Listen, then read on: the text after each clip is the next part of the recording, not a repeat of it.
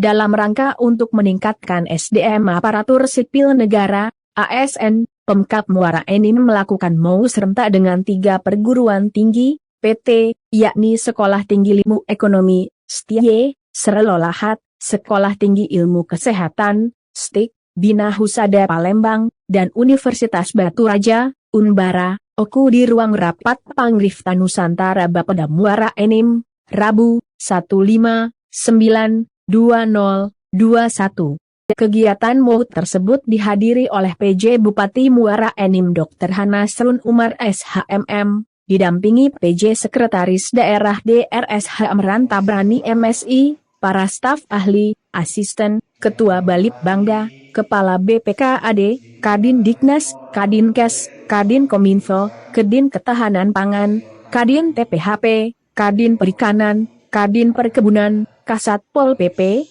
Kabak Hukum, Kabak Kerjasama dan instansi terkait. Sedangkan dari perguruan tinggi dihadiri dari Universitas Batu Raja, OKU, Rektor Haji Lindawati MZMT dan staf, Sekolah Tinggi Ilmu Kesehatan Bina Husada Palembang Direktur Sita Eskepners, MKes dan staf serta Sekolah Tinggi Ilmu Ekonomi Serlolahat dihadiri Ketua Yayasan DRSH Apakri MM dan staf.